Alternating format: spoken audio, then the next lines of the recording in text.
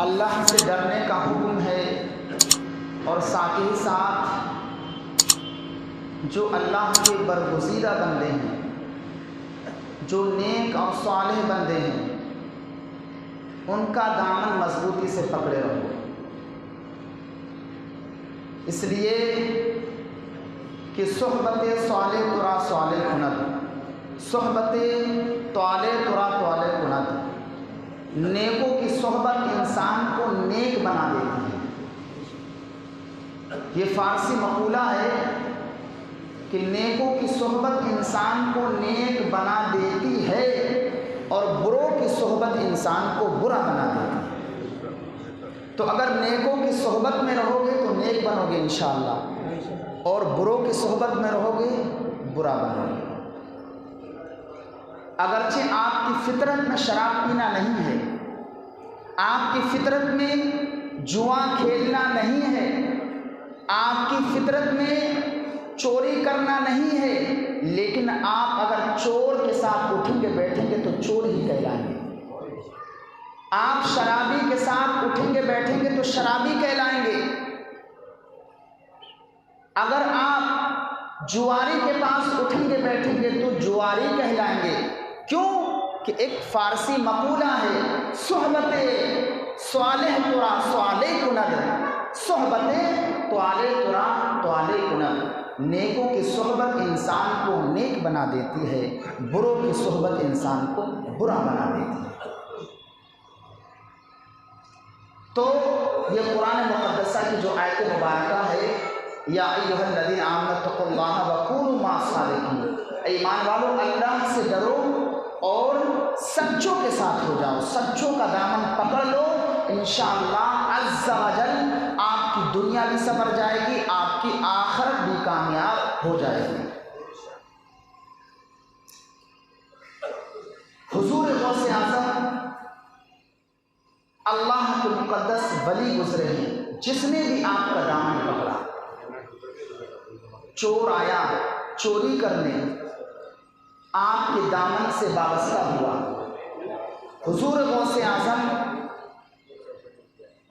لباس بڑا عمدہ پہنتے تھے، بڑا قیمتی، اور چادر مبارک ایسی پہنتے تھے جس کے اندر درہم و دینار جواہر جڑے ہوئے ہوتے، ایسی بیش قیمت چادر مبارک آپ زیب تن کیا کرتے تھے۔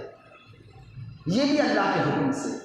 حضور غوث اعظم کی بارگاہ میں جس نے بھی اعتراض کیا، ایک شخص نے اعتراض کیا کہ اتنا قیمتی لباس پہنتے ہیں، تو اس کے پیر میں ایک ایسی کیل اچانک چبھی، جا کے اس کے بدن میں پیر میں اندر داخل ہو گئی۔ اب بڑا بے چین تمام اطباءوں کو دکھایا لیکن شفا نہیں ملی۔ اب جب تھک گیا، ہار گیا، تو حضور غوث اعظم کی بارگاہ میں پہنچا۔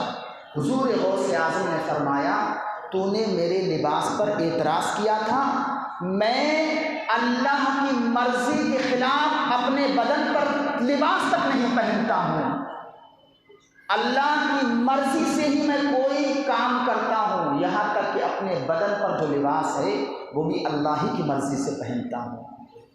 تو وہ اعتراض تیرے لیے کیل بن کے تیرے جسم پر پیوست ہو گیا۔ جیسے غوث اعظم کی بارگاہ میں اس نے معافی طلب کی، آپ نے معاف کر دیا، فوراً کیل بھی غائب اور اس کا زخم بھی غائب ہو گیا۔ تو غوث کی شان بہت ہی بلند ہے۔ تو حضور غوث اعظم کے دامن سے جو وابستہ ہوا، اللہ نے اسے گناہوں سے توبہ کرنے کی توفیق تو دی بھی، لیکن ساتھ ہی ساتھ اپنے وقت کا اسے ولی بنا دیا۔ غوث اعظم بڑی قیمتی چادر پہنتے تھے، بڑی قیمتی، اس کے اندر ہیرے موتی جواہر جڑے ہوئے ہوتے۔ تو ایک چور بڑی دنوں سے تاک میں کہ کسی طرح سے کوئی موقع ہاتھ آئے کہ غوث اعظم کی وہ چادر چھین لی جائے۔ اب غوث اعظم کہیں جنگل میں تشریف لے جا رہے تھے، تھوڑی سی کسی چیز کی اوٹ ملی، آڑ ملی، اس نے چادر کو کھینچا۔ حضور غوث اعظم نے جب ملاحظہ فرمایا تو آپ نے رب کی بارگاہ میں دعا کی، یا اللہ، اے خالق اے مالک، یہ میری چادر لے کر جا رہا ہے، میرے دامن سے وابستہ ہوا۔ لوگ کہیں گے کہ غوث اعظم کے دامن سے وابستہ ہونے والا، منسلک ہونے والا چور بھی ہوا کرتا تھا، تو مولا میں کیا جواب دوں گا؟ ہاتف غیب سے آواز آئی، اے عبد القادر، تیرے دامن سے وابستہ ہونے کے سبب ہم نے اس کے گناہوں کو معاف ہی نہیں کیا، اسے نیک ہی نہیں بنایا، بلکہ اپنے وقت کا اسے ولی کامل بنا کے رکھ دیا، اپنے وقت کا اسے ولی کامل بنا کے رکھ دیا۔ اللہ اکبر۔ چور آتے، زانی آتے، تائب ہو کر کے نیکوکار بن جاتے۔ یہ شان، یہ عظمت حضور غوث اعظم کی، اور غوث اعظم کی عظمت، اندھے مفلوج آتے صحت یاب ہو جاتے۔ آپ نے نام سنا ہوگا ابو المظفر حسن بن تمیم تاجر کا۔ اللہ اکبر۔ یہ بغداد معلیٰ کا بہت بڑا تاجر تھا۔ حماد، شیخ حماد کی بارگاہ میں آیا، آنے کے بعد عرض کرنے لگا، حضور اس سال ہم ملک یمن تجارت کرنا جانا چاہتے ہیں، آپ کی اجازت ہو تو بتائیے۔ تو اولیاء اللہ مراقبہ کر کے حالات کو ملاحظہ فرما لیتے کہ یہ ہمارا مرید، یہ ہمارا محبت کرنے والا یہ سفر میں جا رہا ہے، اس کا سفر صحیح سے گزر جائے گا، گھر پہ سلامت کے ساتھ لوٹ کر کے آ جائے گا کہ نہیں آئے گا، یا راستے میں اس کو ڈاکو لوٹ لیں گے۔ تو جو بھی سفر کرتے تھے اولیاء اللہ کی بارگاہ میں آ کے پوچھتے تھے، حضور آپ کی اجازت ہو تو میں جاؤں۔ وہ مراقبہ کر کے اور اس کو بتا دیتے تھے۔ تو شیخ حماد کی بارگاہ میں ابو المظفر حسن بن تمیم تاجر آیا پوچھنے کے لیے، حضور میں سفر کرنا چاہتا ہوں، میرا مال و اسباب ہے، یمن آپ کی اجازت ہے؟ تو آپ نے کہا اس سال آپ سفر نہ کرو، آپ بھی ہلاک ہو گئے اور آپ کا مال بھی ہلاک ہو جائے گا۔ غوث کی شان کتنی بلند ہے، غوث نگاہ کرم سے تقدیریں بدل دیا کرتے ہیں۔ اے سبحان اللہ۔ تو شیخ حماد نے کہا مت جاؤ۔ وہ مایوس ہو کر کے شیخ حماد کی بارگاہ سے، شیخ حماد بزرگ تھے اس وقت، اور حضور غوث اعظم کا جوانی کا عالم تھا، تو راستے میں شیخ عبد القادر جیلانی سے ملاقات ہوئی، اور ابو المظفر نے وہی بات حضور غوث اعظم کی بارگاہ میں رکھی۔ تو حضور غوث اعظم نے ارشاد فرمایا کہ آپ جاؤ، سلامتی کے ساتھ واپس لوٹ کر کے آؤ گے۔ تو ابو المظفر حسن بن تمیم تاجر جب یمن تجارت کے لیے گیا تو اس نے اپنے مال کو خوب نفع میں فروخت کیا، اور 1000 دینار میں اس کو فروخت کیا، بڑا منافع پایا۔